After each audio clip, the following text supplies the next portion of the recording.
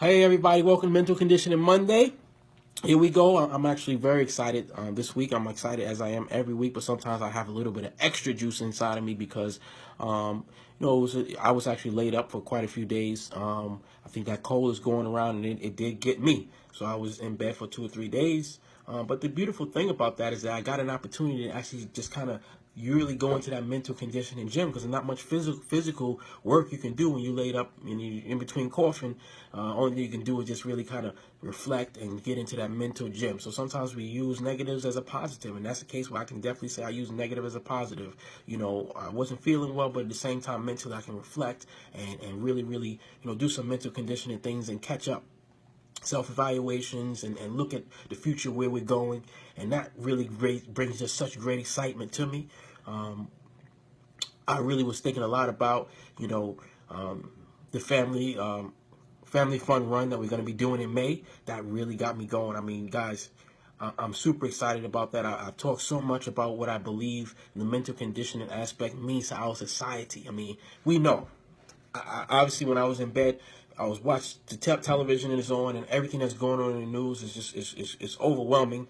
With just the diversity and this person not getting along with that person, this and that and that and that. But regardless, I actually am excited about it because I can see as I'm sitting there, the need and where it comes from us to be mentally strong and for us to build ourselves mentally and for us to build our foundation mentally of our families, and that extends out to our friends, and that extends out to our peers, and that extends out to our co-workers. But that's a mental thing that we have to start to invest into ourselves. And I got super excited when I started thinking about that because I said, you know what, I know I'm on the right path here. I know I'm on the right path here, and the movement is as I said, it's not mine, it's ours. And I just excited to get everybody on board, and let's get this done because, like I said, as those things are unfolding on the TV, and you can get frustrated by it, but I tell you, I did not get frustrated by it because I said, you know what, I believe that I can see the answer there, and that it's just in how we train ourselves, how we train our minds. If we start taking that seriously, which,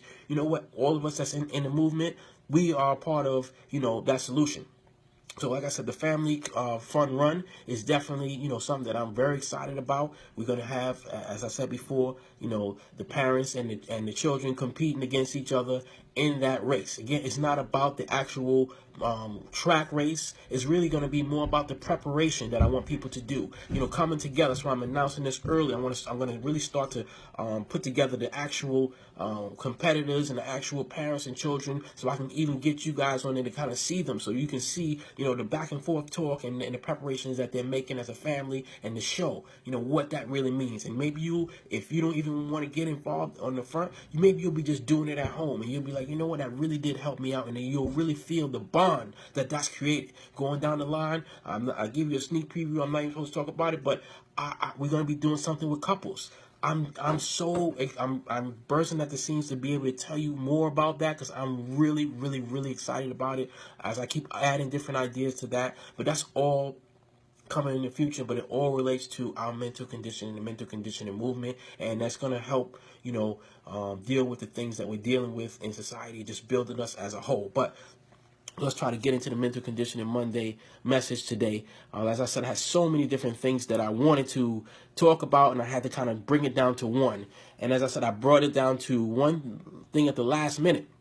And it's going to actually be something a little bit different. I thought I'd switch it up a little bit this week and do something a little bit different. And we're going to do something I'm going to call Mental Conditioning Monday Highlight.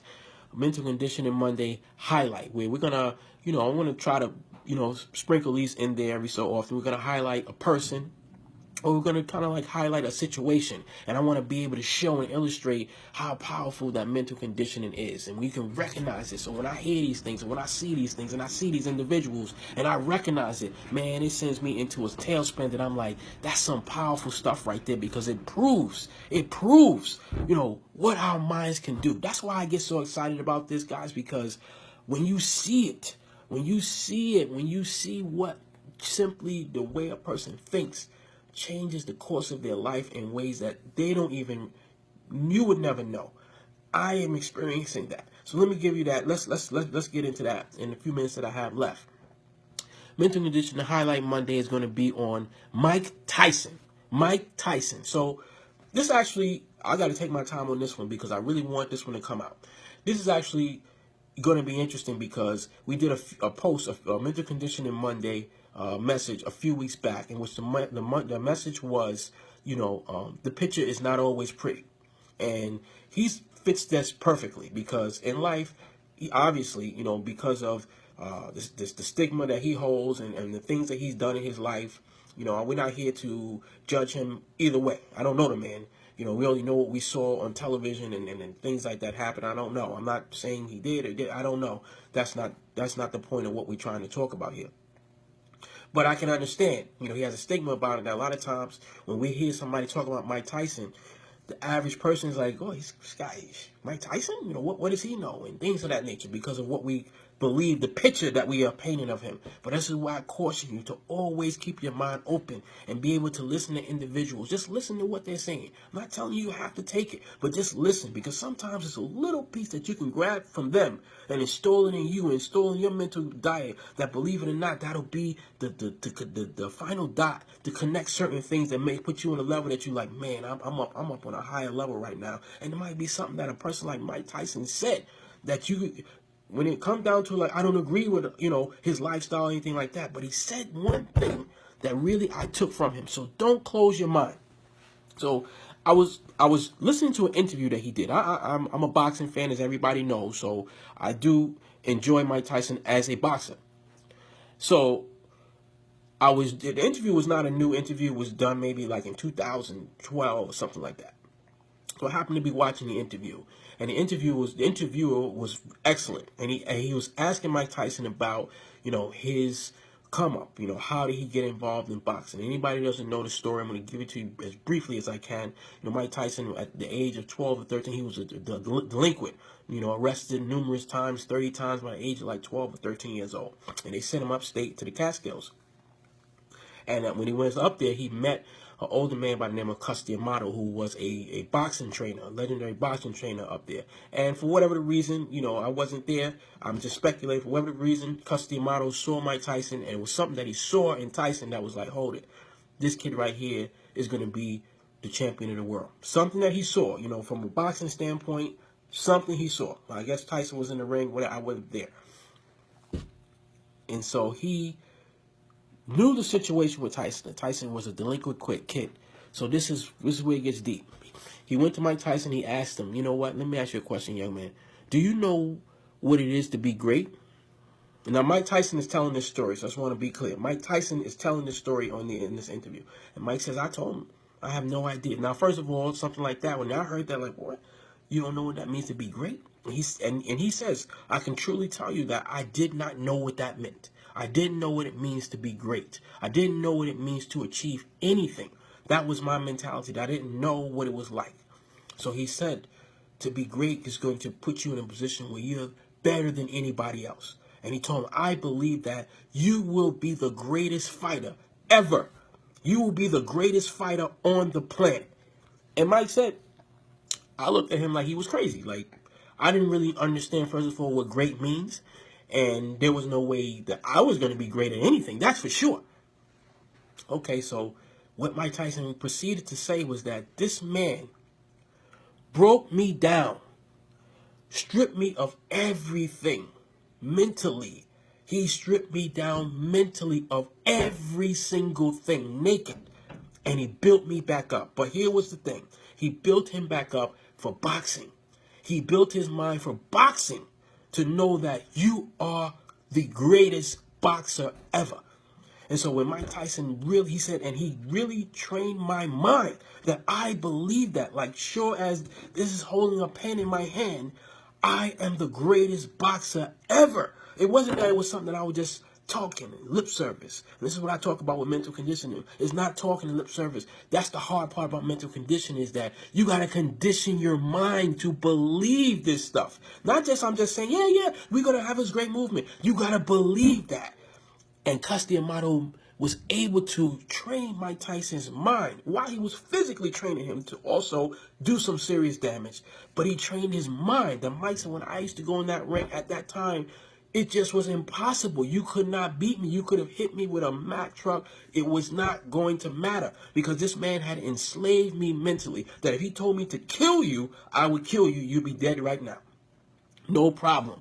And that's why I said, wow, that is so deep that mentally he trained his mind. Cus DAmato trained Mike Tyson's mind to say, I am great. And that is a heck of a challenge because this is a guy that's telling you, I don't even know what great means. So he trained him to know what great is and installed in his mind that you are great, and he made him become one of the most successful fighters in the history of the sport. Now, this is just a side note, and Mike talks about this, and this is what's so deep. I wish you guys could see the interview. As Mike is older now, he's really having an emotional, you can see he's having an emotional challenge to himself because he's like, I had that in boxing, but he didn't train me in life. And that's why I struggle so bad. And now at this older age, I'm trying to catch it up. And it's tough. He talked about self-evaluation.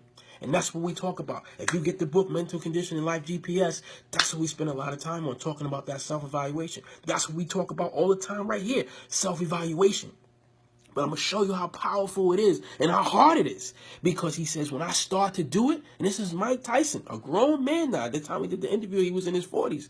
He said, I can't do it because it's too painful when I start to do the self-evaluation. I know that that's the key. I know that that is what's going to bring me to be better, and it's going to increase my mental conditioning, but I can't do it because it's too painful when I start to go back and evaluate who I am. And that's the challenge of mental conditioning. But at the same time, we can break through that. It makes you, put you in the position to do whatever you want in life and get to whatever you want to go in life.